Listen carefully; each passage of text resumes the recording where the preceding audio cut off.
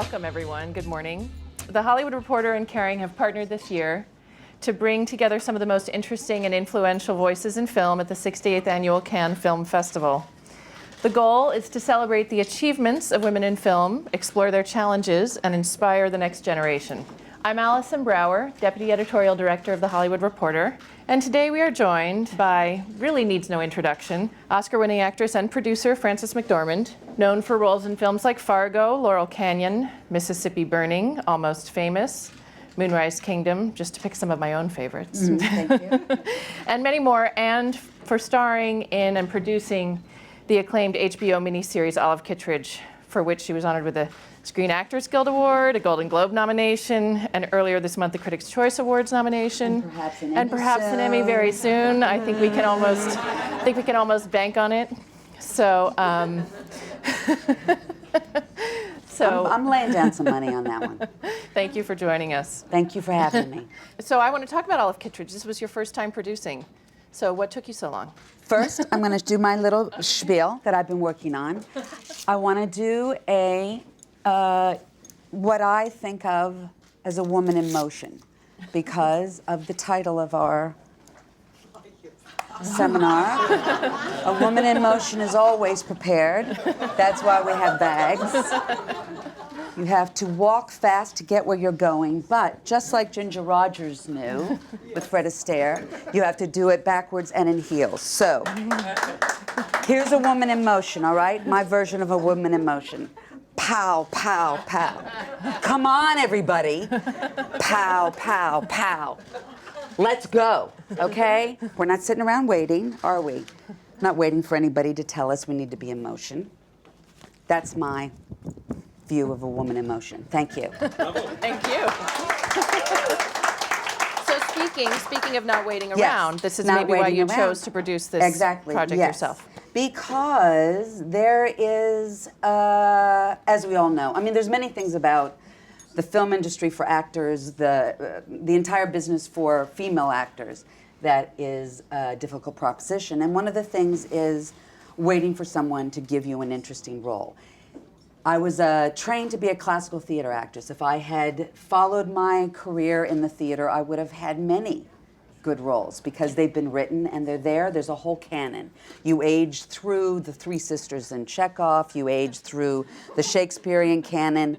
In film, the canon is a male protagonist canon. So really the only way to age as a female in male protagonist-driven stories is in the relationship to the male protagonist.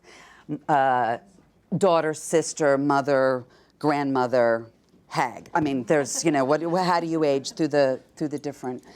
So I've always been asked or you know, advised by my representation to think about developing work, but I simply didn't have the attention span. I didn't want to have to take 5 years to develop something.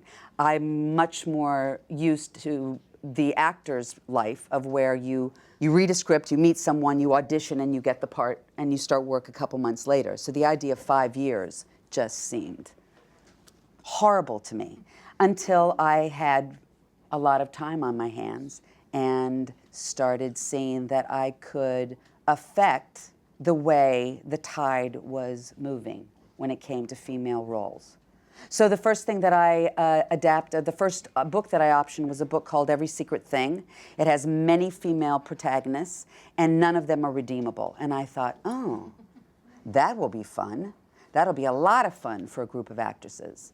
And it's not a completely successful film, but it is a really great effort by us all. It just came out about a week ago. And the characters have been noted as interesting and not yeah, atypical. And you know, it's not that there aren't female stories. There have always been female stories in film. It's just that it's also not a great time. You don't get that much time in a film. And what I found in long format television and why Olive Kitteridge, I think, is a success is because it's 4 hours. Right after reading Olive Kitteridge, the novel by Elizabeth Strout, about 7 years ago, I had just seen The Wire by David Simon, and it transformed the way I saw television. and I think it transformed television. It was really groundbreaking in that two things. The long format, the way that over 5 years they told the story of a small town in America, Baltimore City, small city in Baltimore, and the different areas of that city by focusing on different characters within the city, different socioeconomic areas of the city. And not many people watched it when it was on television. Most people came to it later on DVD, and I liked that too. I liked the idea that people would watch it in a 5-hour or 5-season experience after it had already been produced. So you found Every Secret Thing before Olive Kitteridge, or around the same time? Yeah, around the same time. Because you said Every Secret Thing has irredeemable characters. Yeah. Olive Kitteridge you certainly wouldn't characterize as irredeemable, but she's not particularly likable. And it's the kind of character you're not used to seeing. We see this imperfect, she trips and has messy hair, but you don't really see these women who are sort of off the grid of cultural expectations of female behavior. Yes, and I love it. That's what I love the most about her and fought the hardest for. Two things that were important to me about the storytelling of Olive was that we did not compromise her need to stay true. She stays true to herself. I wanted to stay true to the character. She apologizes for nothing. I didn't want us apologizing for her. She does not know how to cry. That is not in her toolbox. I'm very facile with that as an actor and as a human being. I wanted to make sure that we never compromised her emotional integrity, not just as a woman, but as a human, for the storytelling. And I actually think I can cite at least 3 places in the 4 hours where I think that we went too far emotionally. And I would have pulled it back, given a choice. But I also think that there was a fear by our parent corporation that perhaps the character was unsympathetic and we needed to make her a little more vulnerable. And that, I think, of anything, I chafed against that the most. And I could smell it coming. I could see the director coming towards me. I'm not going to cry. So what did you learn? I mean, you're getting there already. What did you learn as a producer that you didn't know as an actor about the way Hollywood operates? What veil was lifted from your eyes in this experience? That actors, and I'm going to use the term actor because I'm rolling the men in with us. Because I've lived with one of the Coen brothers for 32 years and watched him develop films and work on films and come up against all the things that I've found out about being a producer. First of all, I learned that I've learned something. I actually learned a lot from watching it happen in my relationship, my personal relationship.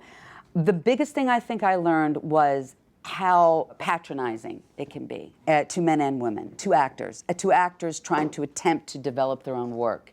There's a lot of,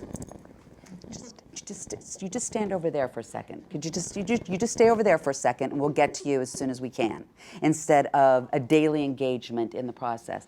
But also I learned that you have to be in development, you have to be in the writing mode, you have to be in the pre-production mode, you have to be in production mode, you have to be in editing mode, and then you have to be in promotion mode. There are different categories to each step of the way, and you can't let the lines blur that much. So by the time I got to the point where I was playing Olive daily in the production, I needed to let go of micromanaging.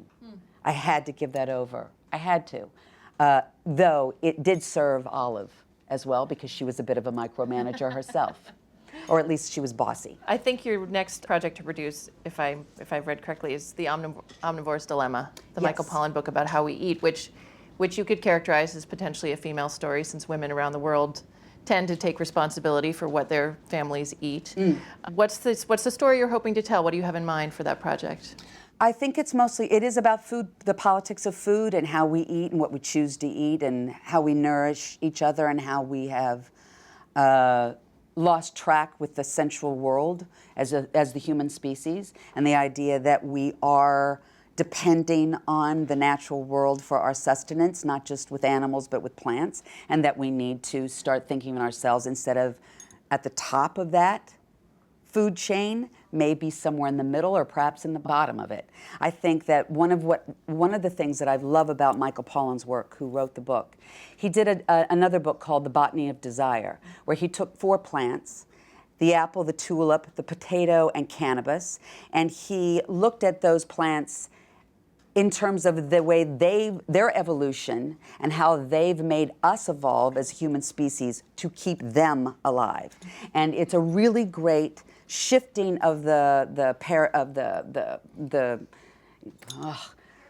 all the words are gone. I'm going to start speaking French in a minute, and I don't speak French. That we are not at the top of any chain, that we are only a very, very, very small part of a huge chain of cellular behavior, and that we have to start putting it in perspective.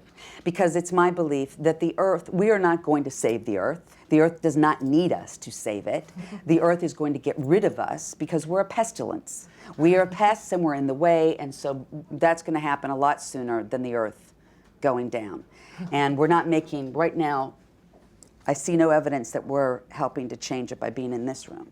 So I think that part of the interesting thing for me about the book is that the most interesting thing dramatically is the last third, where a man goes on a hunt with another man to kill a wild animal, butcher that animal with his own hands, and then eat that animal, knowing full well what he's done. And for me, that is the most cinematically interesting part of the book and the part that we're holding on to. And I'm going to be one of those people. I'm going to be the guide of the other person, taking them on that journey back to his sensual self. Great. Yeah. I'm going to be the man. So what about directing? No. One in the family is quite enough. But we have so few female directors, few making the films that, over the last 10 years. Well, that's not because there aren't more directors that are female. It has a lot to do with the way that we've ghettoized females, and we've allowed ourselves to be ghettoized and marginalized, which brings me to Women in Motion. We need to talk about that, because we don't really need a lot of initiatives for females in film. What we need is money. That's what we need to talk about. We need to talk about the fact that just more filmmakers need to be given the chance to make their films, whether they are male or female. More stories need to be told that are adult themes and not franchise films. But we also need to start thinking about, and it's very difficult at a film festival, but we need to start thinking about the process has changed. We talk about film, but hardly any of the films being made are actually on film anymore. So we need to start thinking about where we can tell the stories. And I found, at least in American cinema, it's with cable networks. They're the ones that are putting money behind a wider range of filmmakers, whether they be male or female. The storytelling is completely different because you can go from a 90-minute format to a 4 to 6 hour format. I think our prejudices against television have to start shifting because it's a different world now. And I think that we're keeping the conversation back a little bit by saying we need help. We don't need help. We need money. We don't need help. We need money. We need platforms. We need voices, but we don't need help. We haven't needed help for a long time, as international cinema shows. As a producer and a businesswoman, you can affect those things. Are there things that actors can do? There are a lot of powerful, very powerful female actors who can get themselves paid as much as male actors. No, absolutely not. Well, for a short period of time, right? But never for as long as most male movie stars. I mean, I always like to differentiate between movie stars and actors who work in film. The movie actors versus movie stars. Being a movie star is a very specific job and takes a very large group of people to help happen. An actor can work in movies all by themselves with some very good representation, yes, granted, but you can do it by yourself as the same as you do any job by yourself with a core group of support. But to be a movie star is a different thing. And to be a movie star now in movies is a very different thing. And what's happening, I believe, with young male movie stars is what's been happening for generations with female movie stars. They've become indispensable and interchangeable because of franchises. Most of the franchises, they put a young man, a young actor in a mask, give them steroids, beef them up, and you don't know who they are. You have no idea what their personality is, as opposed to Jennifer Lawrence, Shailene Woodley. They're doing the big franchise movies as a young woman. You know exactly who they are. You feel their personality. You see them. It's a whole different shift. It's almost as if it came in the back door. The female action heroes came in the back door as the young male action heroes got more and more and more unrecognizable. What we need to worry about is, well, actors like me. You know, who is our highest grossing female movie star of a certain age? Let's say over 40. Meryl Streep, probably. I think that probably, and I don't want to be quoted. Well, no, quote me. What the hell? Because I can always be wrong, and somebody can tell me. I doubt that she has ever been paid commiserately with the male movie stars that she's worked with. She might get what they call the back end. The back end. I love that. I love that phrase. We're going to give you a big back end. Well, thank you. I've got a big back end. I'd like it all up front.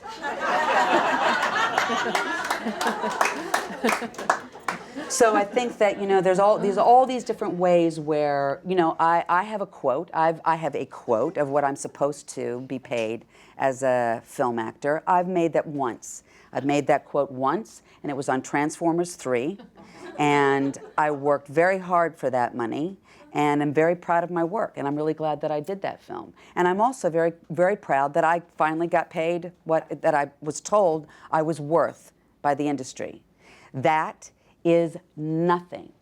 That is a tenth of what most males my age, of my experience, and my reputation as a film actor make. So there you go. We've never been paid commiserately, and that has to change. So, you know, last week, the ACLU filed a grievance with some state and federal agencies to get more parity among female directors in the United States. And now, as of yesterday, I think they've also circulated a petition to the industry to jump on board. How do you feel about this, sort of getting the legal system and possibly the government involved? And you know, it's like a dispute in the workplace. Wouldn't it be nice if you could actually work it out amongst yourselves, and that we didn't have to go into a union situation, into a legal situation, and make it. But I think it does. Unfortunately, what's happening now is that women are trying to find a platform that gives them some kind of leverage, and if it has to be legal, so be it. But it should have happened without it. Because the first thing that came to my mind was, oh, how brave. Because they're taking a chance that they won't be passed over now because they've made trouble. That's the first thing you start thinking. Oh, better be careful, honey, because if you shout too loud, there's going to be 5 men behind you that they're going to push forward and get the job instead. I think probably what will save that is that there are a lot of women in the production, in the finance world. I have a friend in America who is specifically matchmaking between female financiers who are in the business world of finance and who have a little extra cash on the side, and that's a lot when you think about film budgets, and she's pairing them with female storytellers, whether they be male or female, to get the money flowing in the right direction. so what are some of the ways that you think we could get the money flow? I mean, we had good news last weekend with Pitch Perfect, directed by a first-time female director, blowing the box office, being the biggest first weekend for a female, the biggest opening weekend for a first-time director. Okay, so Pitch Perfect had a net production cost of $29 million. Fury Road cost at least $150 million. On its first weekend, Pitch Perfect did $70.3 million over the weekend, and Fury Road $44.4 million. I rest my case. Okay, now, I have not seen Pitch Perfect 2. I saw the first Pitch Perfect, very sweet film, and I say sweet, not derogatorily, but it's very sweet. I happen to like Fury Road more. It's just I love action films. I love George Miller. I've seen every Mad Max film. I don't think that Pitch Perfect has the storyline that can maintain the same breadth as Mad Max. But what's fascinating to me is that George Miller used a female storyline to move into the future with his Mad Max story. And in fact, the Mad Max character took back seat, or shotgun, at least, in the storyline. So I think it's done. Like I'm saying, women in motion, we're moving. It's moving, we're moving. It's more about catch up. Yeah. So, to that point, at the risk of stereotyping, when you were working on all of Kitteridge, you're a female producer, a female director, a lot of women involved. Were there any practical differences for you versus working on a male-directed set, or ineffable differences, intangible? No, maybe just the one that I mentioned before, that there was a fear that we were going to lose the audience in the first hour, because the storytelling, for anybody who hasn't seen it, I want to mess it up for you. You should see it. Olive Kitteridge is a wonderful story. But the first hour, we find that we meet the characters when they're middle-aged. They're 45 years old, and they're at a crisis in their marriage. And not the main character, because she's not. The main character is a couple's marriage. But the female of that marriage is in a crisis, but she is a person who does not crack. And she has an interior life that you don't really get to know about until the next 3 hours of the film. So in the first hour, it's a really difficult line of storytelling, because you've got to keep an audience there wanting to know more. I think that there was a fear that the character would be unsympathetic, and I think that the director's hope was that we could find ways of making her seem vulnerable enough, show enough vulnerability to keep an audience with her, which I believed was the opposite way we should go. And I don't actually believe that it was Lisa Cholodenko was the director, a female. I don't think it really was her natural instinct, but I think that it's something that we've grown to believe is necessary. So I think that actually our discourse about that made it a better story. So conflict, not disagreement, but conflict was essential to the storytelling. You've stayed out of the press for quite a while. Until this project, basically, you were out of the press for about 10 years, Yep. which, luckily for us, you're here today. But what did that... This isn't press to me. Well, This is a conversation. how did you make that decision, and what brought you back, and how did you feel when you were away? What did that give you? Well, it was a big part of it was a big part of myself as an actor, but also as a woman. My son is turning 21 soon. It was when he was around 9, I guess, or 8 or 9. I had 8 years of balancing, or trying to balance. I was never successful at balancing my public, minor, we're talking minor, celebrity, to just my daily existence. I have representation for work, but I don't have people, other than a babysitter, I didn't have people in my life that were between me and the world, between me and whatever public I was living in. And it was very difficult, for instance, to go to the grocery store and be with my son when he was quite small, watching him to make sure he wasn't running off and getting into danger, and being stopped by someone who wanted my attention and was not aware that my child needed me. And then I realized that what my child was saying was his mother. He would say to me, why are you being mean to them, Mom? Why won't you be nice to those people? All they want to do is take your picture. Why don't they want to take my picture? And I realized I was being put in an artificial situation, as was he. So I tried to intellectually work this out and came to the decision that if I didn't sell my image, if I wasn't in the business of selling this, and only an image of of a character that I chose to play and was paid to play as an actor, then I had the right to say to people who came to me as fans. This also was in a point where the culture of celebrity was shifting. It was shifting into a place of for me, of really discouraging cultural point where people's dignity was being taken away. Not my dignity, also the dignity of the person coming to me, asking for something and feeling less of a person because I said no, or I said, please respect my decision, I don't do this. So and I had to work, it took me about 10 years to work out the right thing to say. Now I've got it. Hi, my name's Frances. No, I've retired from that part of the business. I only act now. But what's your name? Allison. Allison, really great to meet you. Trust me, your boyfriend is going to believe that you saw me. I'm going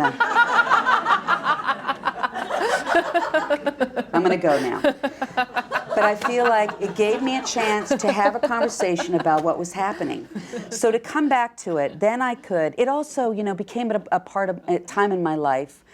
So 11, 12 years ago, I'm 58, do the math. I felt like I needed to take control of look, we get in these situations, and it's so difficult not to.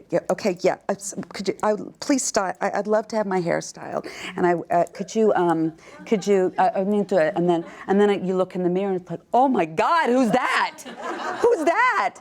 And then I spend the rest of the night trying to figure out how to make myself emerge back out of whatever they've done to me, or I've been asked to have done to me.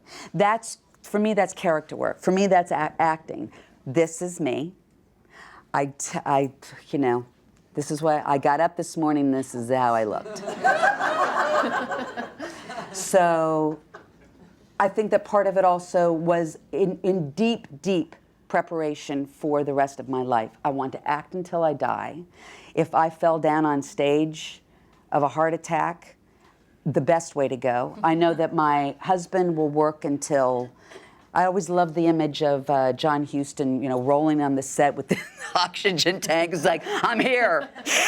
I'm here, cut, action. That's how I see our life going. We're going to do it until we expire, and it's the nature of our lives. So I want to be able to be really connected to this, how I've aged, how proud I am of what I have. I want to be a symbol for men and women to move through this very dangerous thing that we've created with the culture of celebrity and the need to be something other than ourselves. It kind of seems to me, at least in America, no one should age past 40. And if you do, you should put a bag over your head or crawl into a hole. For me, I won't talk about women, but I'm left having conversations with, actually A.O. Scott said this, you're having a conversation with a man over 50 in shorts, sneakers, a baseball cap on, tats up his neck, and you're trying to figure out where to look. Where do you even look? Where do you even look? You have to go, could you just talk to me? Let me just I'll listen to you, because if I look at you, I'm not going to be able to take you seriously. So it's not just for women this is a problem. Oh, no. It's cross-gender. It's cross-gender. How do you, I guess I know from what you just said, but I'm interested, the red carpet has gotten bigger and bigger in the last 10 years, as you pointed out. On the one hand, it creates sort of another role for you to play. On the other hand, it does give women in particular, with the power of fashion, some power in marketing their own work. I think that is such bullshit. Not what you're saying. No, but the fact of it all. That I think that what's happened is this bizarre intersection. Not bizarre. It's perfectly. It's about money. It is the intersection of fashion, film, branding, marketing. It's all come together in this one place, and it's all, everybody's a bit, menage a trois? No, much bigger than that. Where it's a major orgies going on in this bed. We're all in bed together now, and we cannot, we're like this. We're all so intertwined. It's like, could you move that? Get out of my way, your elbows in my face. None of it's quite working. It's not quite working. It's not, we need to figure out, we need to separate it out again. I think that, let's say, what happens on the red carpet now, I think a lot of it, and I love it, I love watching, I love fashion. Come on, this is not a mistake. It might not be to your taste, but it's not a mistake. I knew what I was doing. I love fashion, I love clothes, I love presenting, I love the way that it especially, designers like Alexander McQueen, it's a sculptural art form. The business of it and the intersection of it with celebrity, I think, is a dangerous minefield, because what I see is a lot of people stepping on a lot of trains, is what I see.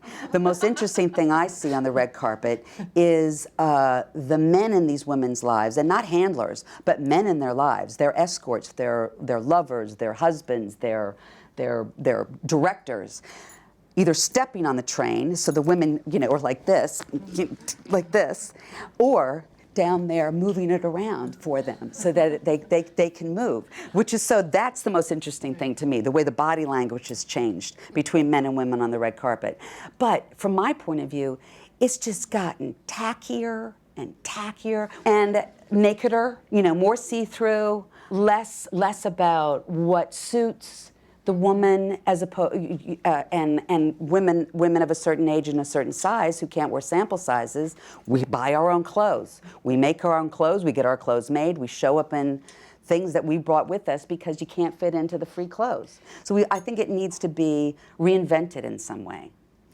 On the lighter side of this issue, have you been following Flatgate? No, help. Over the past few days in Cannes, there was a question of whether women were allowed to enter the Palais wearing flats, and whether some were being pushed off the carpet if they weren't wearing heels and not being allowed in, and it got a lot of coverage. Have any of the men talked about having to wear a bow tie? Yes, that came up as well. Yes. Did it? Yes. But it's not called tie-gate or bow-gate or...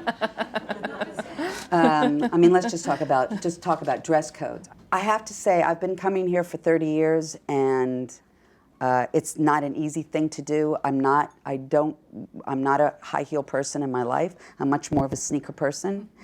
I think what they feel is that flats is just the road to ruin, and that that somebody's gonna end up. I'm gonna end up on the red carpet, and they're not gonna like that. But I think that, please, as we know, Roger Vivier makes a beautiful flat that would be much more elegant than some of the Cathurni. You know what Cathurni are?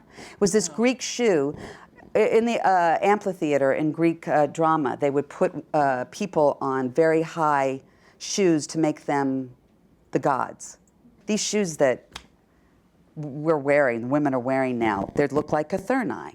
Oh my God, what's that? And most women walk like this. There's not many that can carry it off. So I think we need to just get rid of that. I say flats. So more elegant. What about men in this picture? What are men? I mean, you, as you said, lived for more than 30 years with one of our top directors. What are men in the industry missing out on when there isn't more funding going to women storytellers and their stories, even if they're out there sort of at the ready to make the work? A couple of things about what I've learned living with a filmmaker.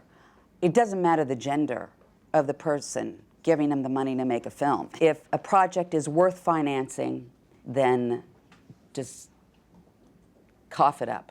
And I think, we've also had a long on-running conversation about women's roles. Very early in our relationship, I would say, why don't you write more women's roles? Or at least make more of the main protagonists female? And he said, because we're not good at it. You need to find someone who is. And I've learned to respect that. It's true.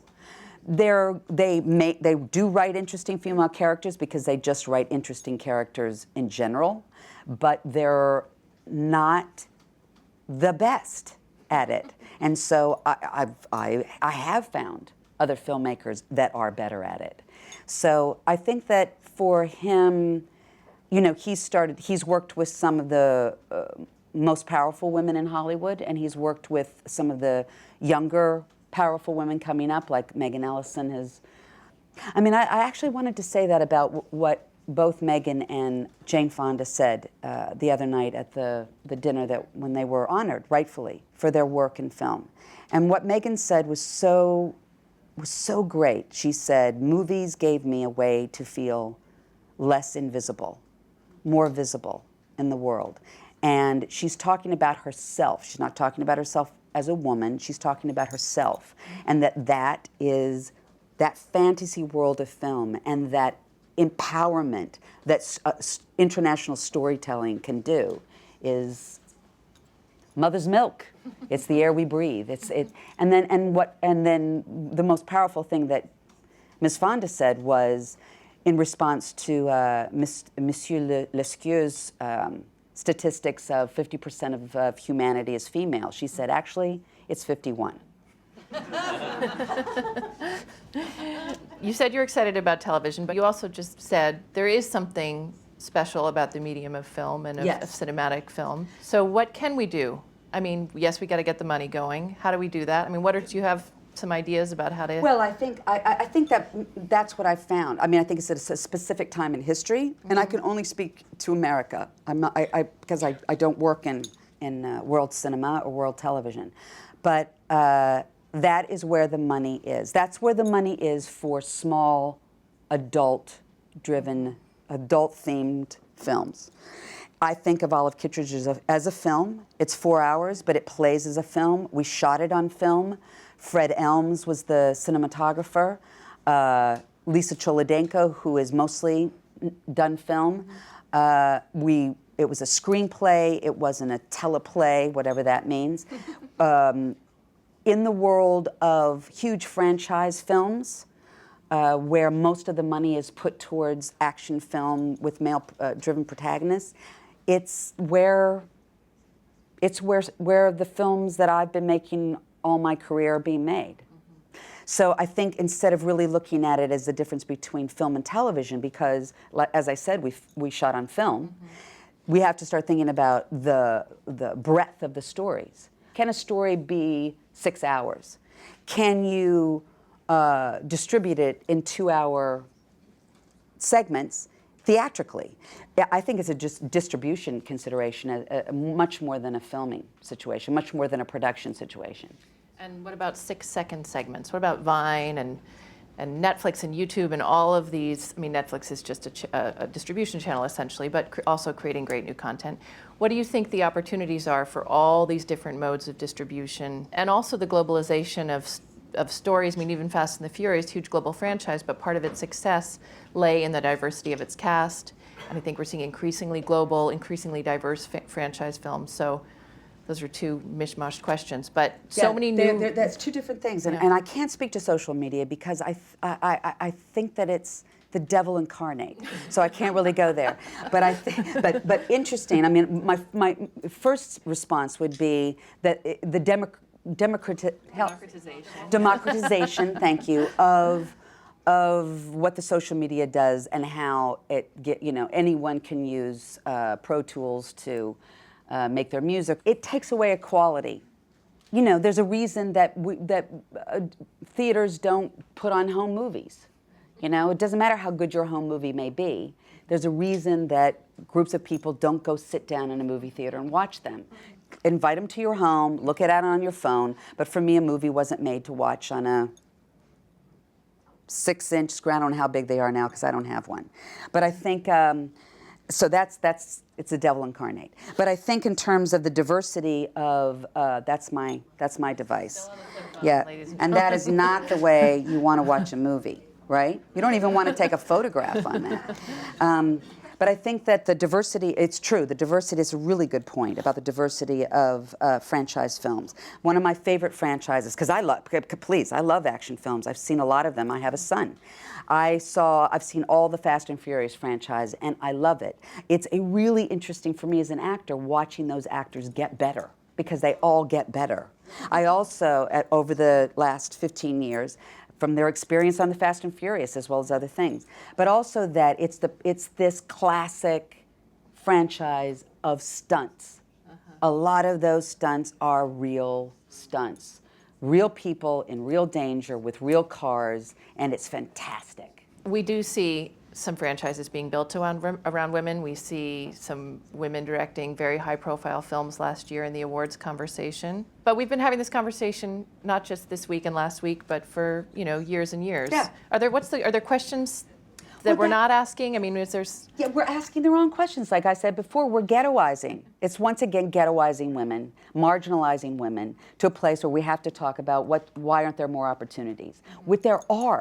There are, and the more we say, like I said, the more we say we're marginalized and ghettoized and need help, the less power. It's giving up power.